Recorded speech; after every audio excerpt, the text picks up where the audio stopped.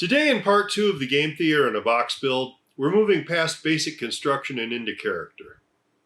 The basic chest is built, but right now it still looks like plywood and finishing nails. So we're going to start adding wear, texture, and a sense that this thing actually lives somewhere. At the back of my studio, behind this door, is something special. A space where stories aren't just told, they're lived.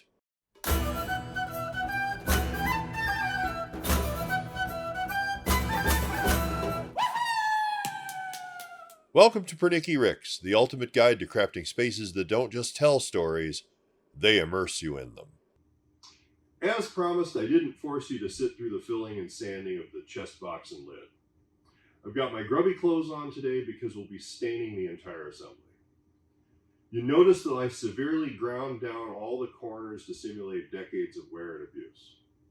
I was careful not to do that where the simulated iron reinforcement straps are going to bend around the corners. I did this for two reasons. First, the wood obviously would be protected from abrasion and wear underneath them. Second, since the straps will be made of plastic rather than iron, I want to make sure there's a good gluing surface for them to attach to the box and lid. Before we move this outside and spray the color on it, I want to add a few fake joint lines on the face and lid so it looks more like assembled boards rather than a sheet of plywood. I'll do that with a nice heavy ruler and a utility knife. First, I use the utility knife to score a deep line where I want the faux panels to meet.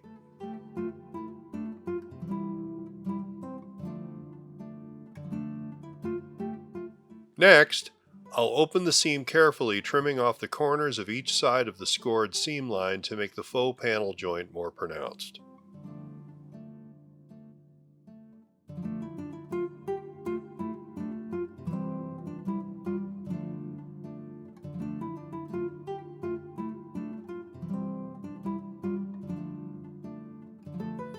I'll repeat this process wherever I want another panel line on the box or lid.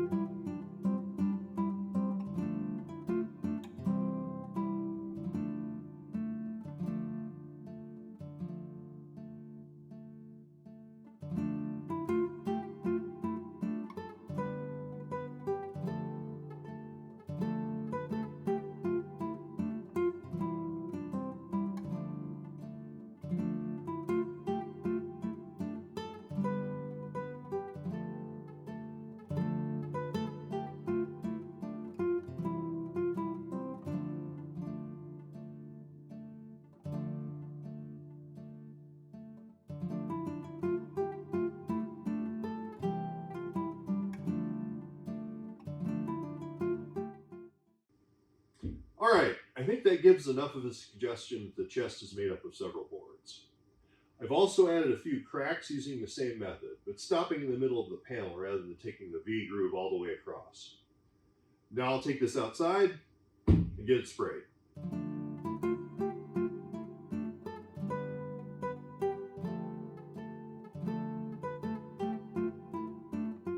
First, I spray the entire box with a pre-stained wood conditioner for oil-based stain.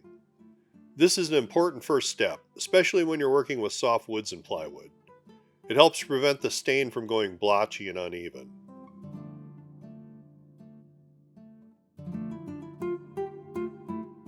The spray gun I'm using is just an inexpensive high-volume, low-pressure gravity feed gun I picked up at Harbor Freight for less than $20.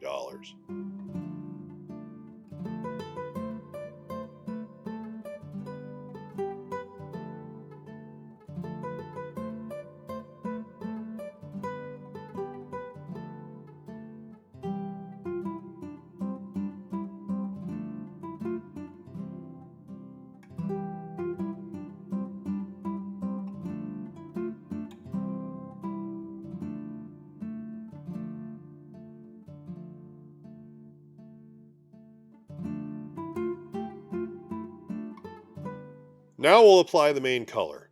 This is a red mahogany oil-based penetrating stain. I'm applying it about 30 minutes after the conditioner coat using the same spray gun.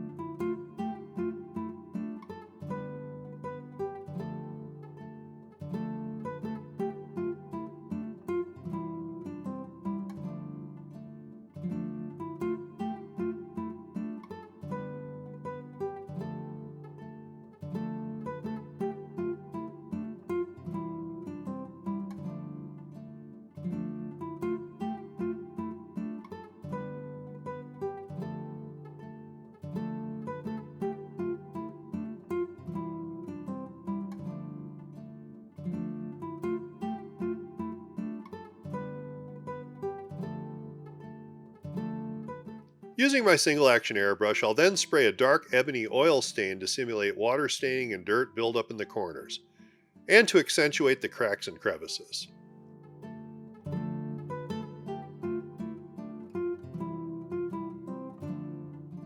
I've had this Pache H airbrush for decades.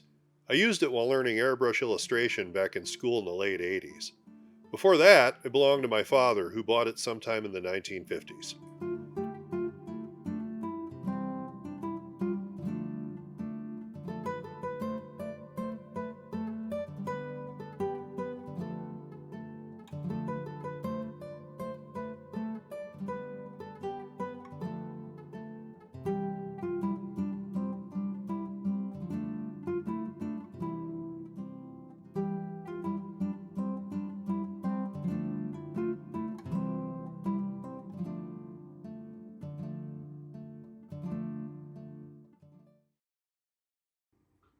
The basic staining is finished. It's a bit darker than I originally intended, but I'm still pretty happy with it. The tone is fairly even overall. Where I airbrushed the darker shading on the corners and the crevices and cracks, where dirt would naturally collect, turned out exactly as I wanted. It has a nice grungy theatrical look, which is what I was after. And it'll contrast nicely with the faux stone. I'll apply a matte clear coat to knock down the sheen and even everything out once the complete chest assembly is finished. Next, I'll start work on the simulated iron strapping. So let's head over to the work table and get started. For the simulated iron strapping, I'm using PVC foam board. You might know it by brand names like Trovicel or Celtec. I chose this material because it's very easy to cut and carve with nothing more than a hobby knife. I went with black because these pieces are going to get a bit of abuse, and when the paint wears off, which it inevitably will, it won't show as much as it would with white material. I've already cut the fleur-de-lis end pieces and the lock plate. Now I just need to make a few additional straight sections for areas on the front and both sides of the chest. The extra straight pieces of strapping are cut from PVC sheet using a straight edge and a utility knife. The material cuts very easily with just a couple of passes.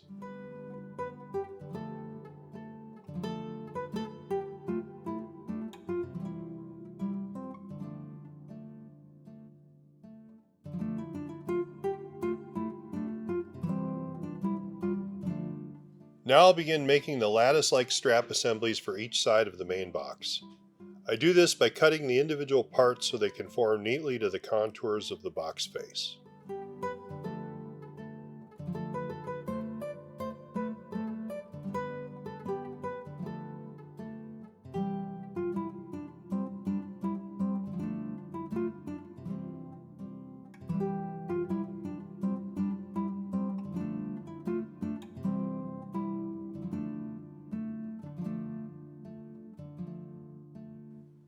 I'll glue these together using cyanoacrylate adhesive.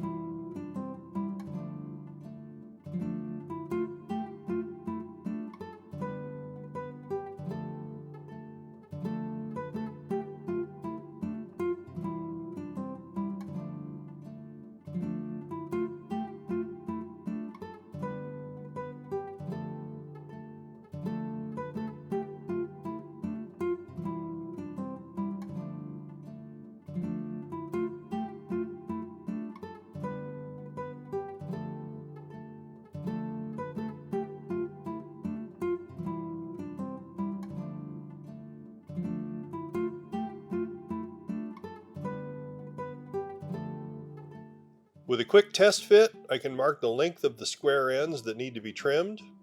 Once that's done, this piece is finished.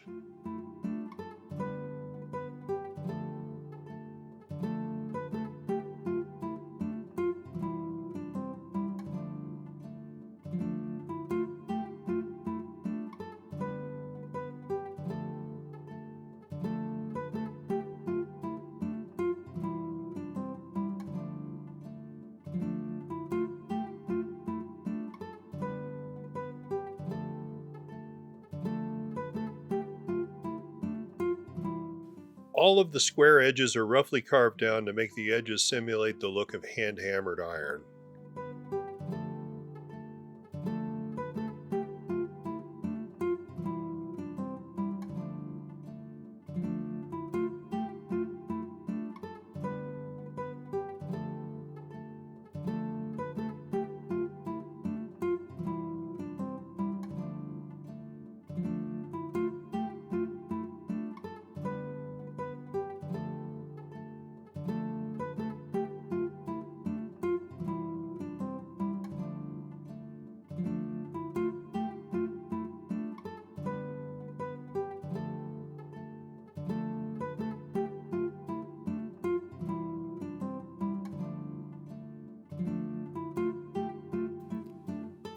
And now I'll cut a few pieces of straight bar stock for the lower edge of the box, along with the top portion of the lid latch.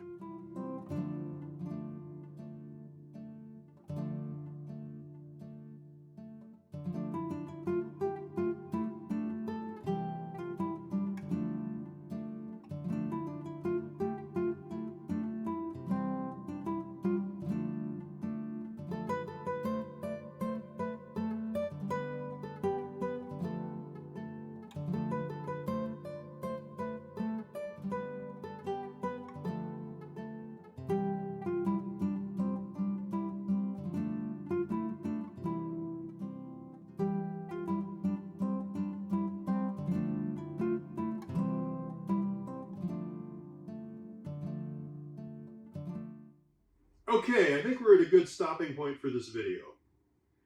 I still have the straps to construct for the sides and the faux lock mechanism and latch to finish. But that's really more of what you've already seen me do, so there's no need to sit through all that. Super happy with how this is turning out so far. It's really starting to take on the look of a well-weathered medieval strongbox. In the next video, we'll pick things back up as I start painting the straps, making the simulated wrought nails, and fitting the rope handles. After that, I'll be on to building the wall it sits against. Not a moment too soon either, since I need to have this ready for Hârn and my GM session at the end of April. I'll also be bringing it to Strategicon's Gamex convention over Memorial Day weekend, where one lucky attendee of my panel will be taking the game theater in a box home for their own immersive gaming sessions. If you've enjoyed this video, please like, subscribe, and hit the bell icon so you can stay updated on the Game Theater in a Box series as well as my other content. It really helps the channel grow and keeps the ideas flowing. And don't forget to share the channel with your friends. Until next time, may your games always have the spaces they deserve.